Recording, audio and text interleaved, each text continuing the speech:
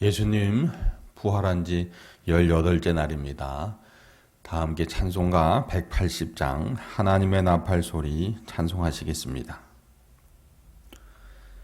하나님의 나팔 소리 전지진동할 때에 예수 영광 중에 구름 타시고 전사들을 세계 만국 모든 곳에 보내어 구원받은 성도들을 모으리. 나팔 불 때 나의 이름, 나팔 불 때 나의 이름, 나팔 불 때 나의 이름, 부를 때에 잔치 참여하겠네. 무덤 속에 잠자는 자 그때 다시 일어나 영화로운 부활 승리 얻으리. 주가 택한 모든 성도 구름 타고 올라가 공중에서 주의 얼굴 배우리. 나팔 불 때 나의 이름, 나팔 불 때 나의 이름, 나팔 불 때 나의 이름, 부를 때에 잔치 참여하겠네.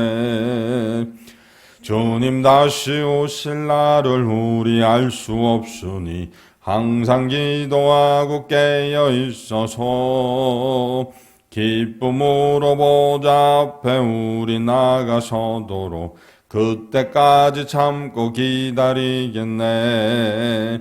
나팔 불 때 나의 이름, 나팔 불 때 나의 이름, 나팔 불 때 나의 이름, 부를 때에 잔치 참여하겠네.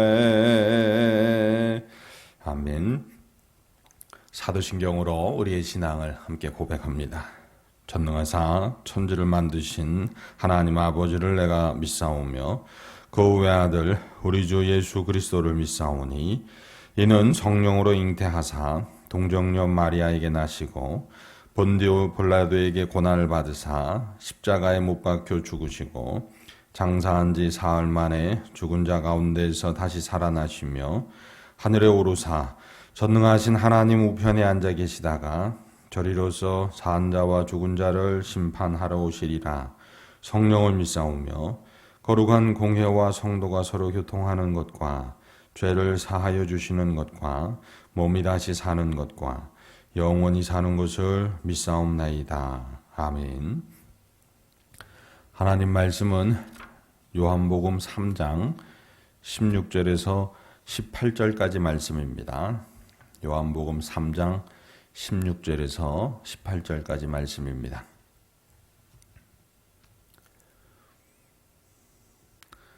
함께 봉독하시겠습니다. 하나님이 세상을 이처럼 사랑하사 독생자를 주셨으니 이는 그를 믿는 자마다 멸망하지 않고 영생을 얻게 하려 하심이라. 하나님이 그 아들을 세상에 보내신 것은 세상을 심판하려 하심이 아니요 그로 말미암아 세상이 구원을 받게 하려 하심이라. 그를 믿는 자는 심판을 받지 아니하는 것이요 믿지 아니하는 자는 하나님의 독생자의 이름을 믿지 아니하므로 벌써 심판을 받은 것이니라. 아멘. 할렐루야. 예수님 부활의 믿음으로 사는 사람, 그 사람은 거듭난 삶을 사는 사람이다 라고 오늘 말씀을 통해 우리에게 가르쳐주고 있습니다. 거듭남의 삶. 사내들인 공회원이었습니다. 유대인의 지도자였던 니고데모가 예수님을 찾아왔습니다. 그리고선 예수님께 이러한 말씀을 듣게 됩니다. 사람이 거듭나야 한다. 니고데모가 의문이 있어서 예수님께 묻습니다. 어떻게 그렇게 할 수 있습니까? 두 번째, 모태에 들어갔다 나와야 합니까? 이런 어리석은 물음을 하게 되고 예수님께서 물과 성령으로 나야 한다라고 말씀해 주십니다.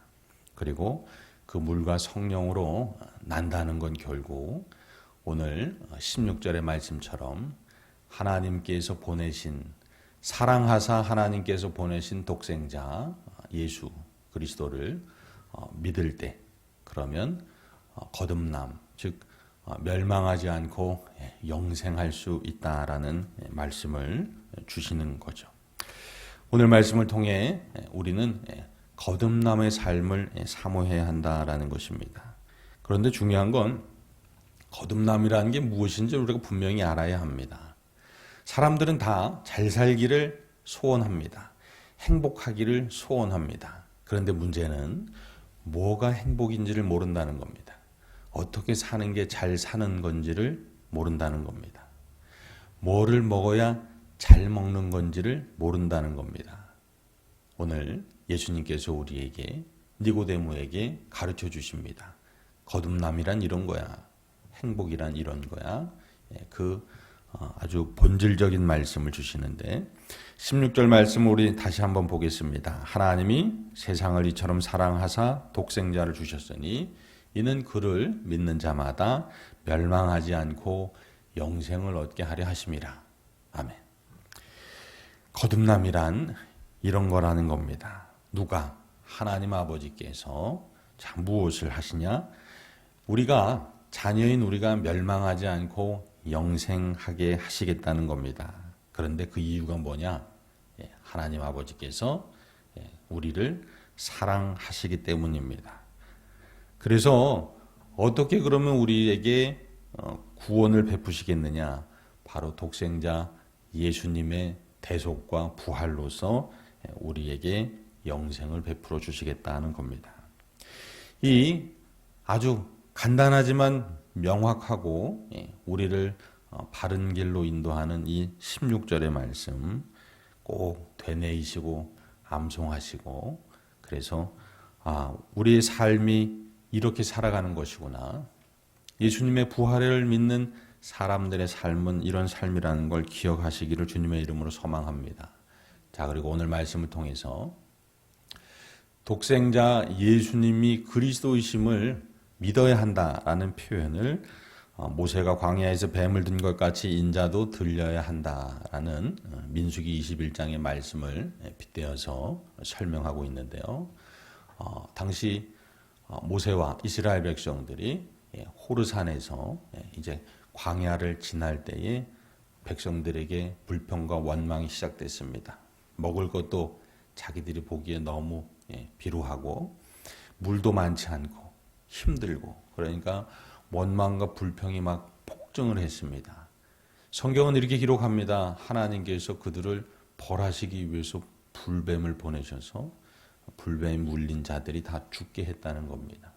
그러면서 이스라엘 백성들에게서 반성이 시작됩니다. 회개가 일어납니다. 그리고 모세에게 부탁을 하죠.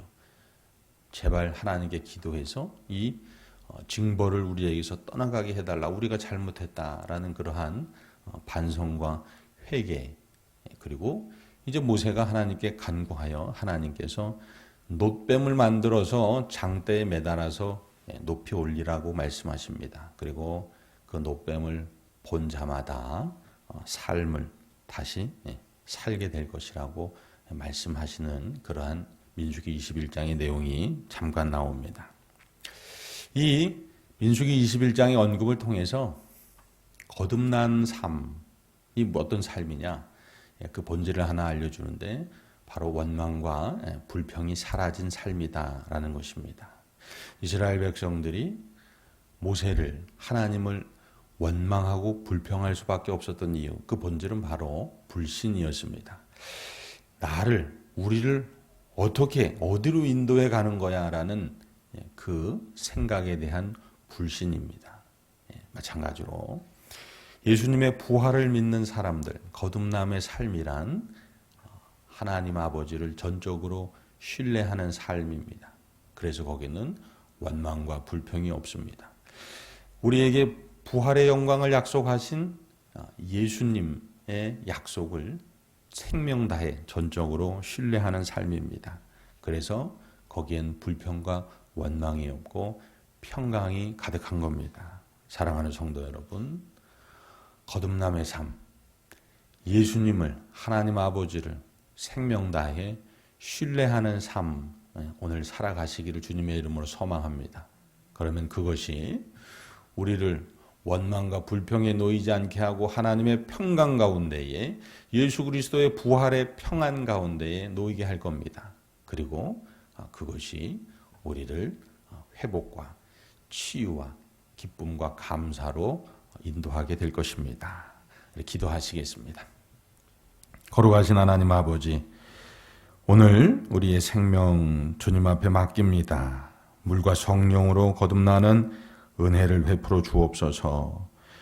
부활하신 예수님을 믿고 의지함으로 치유와 회복이 역사하는 복된 하루 되게 하여 주시옵소서. 우리의 삶이 광야길일지라도 마실 물이 없을 때일지라도 먹을 것이 변변치 못할 때일지라도 하나님 아버지를 신뢰하게 하옵소서. 독생자 예수 그리스도를 신뢰하게 하여 주옵소서. 감사하게 하시고 오히려 찬송하게 하시사 하나님 아버지의 은혜가 임하는 날 되게 하여 주시옵소서. 다음의 성도들 오늘 하루도 그 사랑하는 가족들 포함하여 건강하게 하시고 안전하게 하여 주옵소서. 특별히 회복 중에 있는 주님의 귀한 아들에게 치유와 회복 허락하시고 주님의 보배롭고 존귀한 딸에게 여호와 라파의 하나님으로 동행하여 주옵소서. 다음의 성도들 함께 중보하여 기도합니다. 그 기도에 크고 비밀함으로 응답하여 주시옵소서. 안전하게 하시고 직장과 삶터와 일터에서 하나님 영광 받으시길 간절히 소망하며 우리 구주 예수 그리스도의 이름으로 기도드립니다. 아멘. 하늘에 계신 우리 아버지여, 이름이 거룩히 여김을 받으시오며 나라가 임하시오며 뜻이 하늘에서 이루어진 것 같이 땅에서도 이루어지이다. 오늘 우리에게 일용할 양식을 주시옵고 우리가 우리에게 죄 지은 자를 사하여 준 것 같이 우리 죄를 사하여 주시옵고 우리를 시험에 들게 하지 마시옵고 다만 악에서 구하시옵소서. 나라와 권세와 영광이 아버지께 영원히 있사옵나이다. 아멘.